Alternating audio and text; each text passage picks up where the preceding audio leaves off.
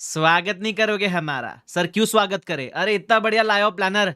FR को exam के पहले, सर इसी बात पे एग्जाम आ रही है, ये याद दिला दिया आपने। तो एफआर को एग्जाम के पहले 5.5 डेज में किस तरीके से रिवाइज करना है, भाई आया है, सब बता के जाएगा। So welcome everyone to this amazing session and I hope everyone of you is doing absolutely amazing. तो फटाफट से डिस्कशन कर लेते हैं, ठीक है? एफआर को कितने दिन देने हैं, किस तरीके से एक नहीं दो दो बार रिवाइज करना है ना?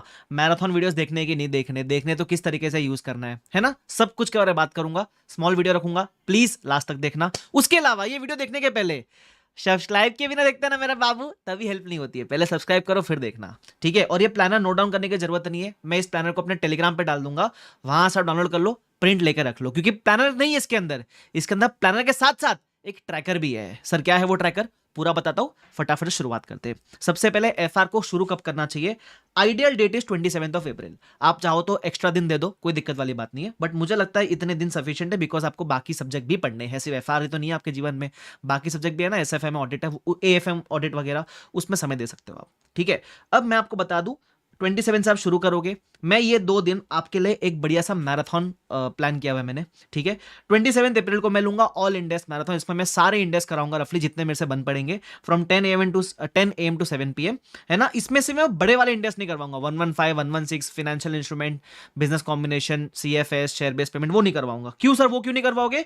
क्योंकि वो तो मैं यहां करवाऊंगा, है ना? दैट इज ऑन 28 अप्रैल। तो इस दिन पे और इस दिन पे आपके लिए मैराथन लाया हूं। सर हमको मैराथन लाइव ही देखना है क्या? वो आपकी मर्जी है। सर हमको मैराथन देखना है क्या? वो भी आपकी मर्जी है। देखो कभी कभी कैसा होता है, सबके पढ़ने का तरीका अलग अलग होता है। जैसे कुछ बच्चे को लगता है कि मैं सर के साथ करूंगा वीडियो में तो जल्दी हो जाएगा, तो आप मैराथन देखना चाहिए। किसी को लगता है नहीं मैं सेल्फ करूंगा, मुझे ज्यादा एफिशिएंट लगता है, आपको सेल्फ करना चाहिए, कोई दिक्कत वाली बात नहीं है। अच्छा, उसके अलावा ये जो प्लानर है, ये आप तब फॉलो करना जब आपका खुद का कोई प्लान बनाया हुआ नहीं है। अगर आपने खुद से अपने लिए कुछ प्लान बनाया हुआ है तो आप वो फॉलो कर सकते हो। अगर कंफ्यूज हो तो ये प्लानर की यूज कर सकते हो आप। Of course you can modify this as per your convenience as well, ठीक है? अब जिस दिन मैं मैराथन लूंगा उस दिन सिर्फ मैराथन नहीं देखना है अपने को, मैं ये चालू करूंगा, यहां खत्म कर दूंगा मैराथन, ठीक है? और फिर आप रिमेनिंग टाइम में मैंने आपको टारगेट दे रखा है कि आपको ये टॉपिक कंप्लीट करने हैं, है ना? तो मैराथन के बाद आप ये कंप्लीट कर लोगे और आराम से हो जाएगा। अब कैसा होएगा मैराथन के अंदर, मैं कंसेप्ट क्वेश्चन दोनों करवाऊंगा, ठीक है? तो जब आप मैराथन देख रहे हो ना, तो उसको भी देखने का तरीका होता है। आपने कंसेप्ट किया, क्वेश्चन किया, एक बार आपका रिवीजन हो गया। अब इस कंसेप्ट में ऐसे कंसेप्ट होंगे जो आपको पहली बार में रिकॉल नहीं हुए, उसको आप मार्क करोगे, है ना? और जब आप सेल्फ प्रैक्टिस करोगे ना, तो आप सिर्फ उन्हीं कंसेप्ट को जो आपको रिकॉल नहीं हुए उन्हीं को एक बार रीड करोगे और डायरेक्टली क्वेश्चन पे जंप मारोगे, तब जाके जितना मैंने समय दिया उतने समय में आराम से हो जाएगा। तो सर कंसेप्ट बार बार पढ़ने की जरूरत नहीं है। अरे एक बार मैंने मैराथन में आपको याद दिला दिया, अगर वो एक बार में याद आ गया तो आपके एग्जाम में भी याद आ जाएगा, है ना? एक बार में याद नहीं आया तो मार्क करोगे, उसको इनके साथ कंप्लीट कर लोगे, simple. Same goes to day 2 as well, marathon होगा और फिर टारगेट दिए हुए है आपको मैंने, बराबर। उसके बाद जो आपके पास और 3.5 दिन बचेंगे, 29, 30, 1 ऑफ में, ये 3 दिन के टारगेट्स मैंने लिख रखे। अगेन यहां भी सेम लॉजिक, क्वेश्चंस पे आप ज्यादा फोकस करोगे, डायरेक्टली क्वेश्चंस करोगे, कंसेप्ट कहां कवर हो जाएंगे?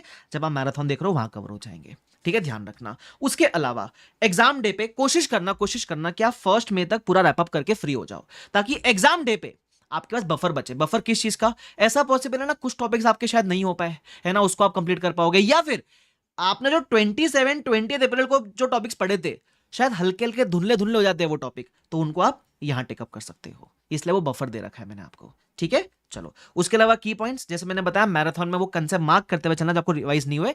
मैं मैराथन में कंसेप्ट क्वेश्चन दोनों कराऊंगा, चिंता करने की जरूरत नहीं है, ठीक है? उसके अलावा अगर हाँ आपने कोई टॉपिक स्किप कर रखे, कभी कभी ऐसा होता है कि बच्चे ने ना कोई टॉपिक छोड़ रखा है, मैं ऐसे इंकरेज करता नहीं टॉपिक छोड़ने के लिए, बट इनकेस आपने अगर छोड़ रखा है तो वो टाइम आप यूटिलाइज करना अपना पोर्शन जल्दी कंप्लीट करने के लिए। तो अगर आपने सपोज 10-20% टॉपिक छोड़ रखे हैं एफआर में, तो अभी नया मत पढ़ना एग्जाम के टाइम पे, ठीक है? 1 मई के इवनिंग तक फ्री होने का ट्राई करना, ताकि जो करे उसको आप एक बार और अच्छे से रिवाइज कर सको, ठीक है? उसके अलावा कोई बच्चा बोलेगा सर मेरे को जल्दी शुरू करना है, कर सकते हो, कोई दिक्कत नहीं, वो आपकी मर्जी है। If you want to start from 26 तो क्या करना फिर पता है क्या? अगर एक दिन पहले शुरू कर रहे हो तो इसमें से कोई भी एक चंक पकड़ के एक दिन पहले कंप्लीट कर लेना। For example if starting on 26 अप्रैल, तो आप बिजनेस कॉम्बिनेशन CFS 11128 ये एक दिन पहले कंप्लीट कर लेना। और अगर आप एक दिन पहले शुरू कर रहे हो ना, फिर आपका टारगेट 1 मई के डे एंड तक कंप्लीट करने का मत रखना, कोशिश करना पूरा सिलेबस 1 मई के इवनिंग तक ही कंप्लीट हो जाए, ताकि again you can revise what ever study on 26, 27, 28 again, ठीक है? ये ध्यान रखना। उसके अलावा मैंने मैराथन की लिंक दे रखी है, यूट्यूब पे जाओगे, नोटिफाई करके ऑप्शन है वो करके रख लो, आपको मालूम पड़ जाएगा जब मैं लाइव आऊंगा, ठीक है? उसके अलावा मैंने एक ट्रैकर दे रखा है, जैसे मैंने आपको बताया था ट्रैकर को यूज किस तरीके से करना है। मैंने आपको टारगेट्स दिए हुए, फॉर एग्जांपल 27 अप्रैल के टारगेट क्या थे आपके 27 अप्रैल के टारगेट थे 16, 38, 40, 36 ये कंप्लीट करना। सपोज आपने ये 3 कंप्लीट कर लिया तो आप यहां लिखोगे कि मैंने ये 3 कंप्लीट कर लिया। अब जो पेंडिंग है वो आप यहां लिख के रखोगे। क्यों लिख के रखेंगे? मालूम तो पड़ना चाहिए ना कि अपना एक टॉपिक इस दिन का कंप्लीट नहीं हुआ है, ताकि आपको बैलेंस डेज में अगर आपको लगता है कि मेरे पास कोई टॉपिक जल्दी कंप्लीट हो गया तो आप उसको यहां फिट इन कर पाओगे। तो आपके back of the mind calculation चलती रहेगी कि मेरा एक टॉपिक बाकी था, मैं इसको यहां फिट इन कर लूं। तुम समझ रहे हो मेरी बात? ये बात का ध्यान रखना, ठीक है। तो I hope this video was helpful. सारी डिटेल्स देने की आपको कोशिश की है मैंने। अगेन मैं बोलूंगा, अगर आपको लगता है कि आपसे एफिशिएंटली पढ़ाई नहीं होगी, भाई तुम आ जाओ मैराथन में। तुम जो चीज 4 घंटे में करोगे मैं आपको 2 घंटे में करवा दूंगा। उसके बाद आपके क्वेश्चन 1 घंटे में हो जाएंगे, आपका एफर्ट टाइम बचेगा ही, है ना।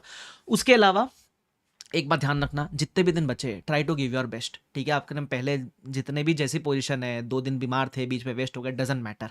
What is going to matter is what you have in hand. What is gone, don't think about that. उसको सोच के आप अपना प्रेजेंट खराब करोगे, ठीक है। तो प्रेजेंट में आप जो बेस्ट कर सकते हो वो करने का ट्राई करना। एग्जाम एंजाइटी वगैरह सब नॉर्मल है, इट हैपेंस विद एवरीवन।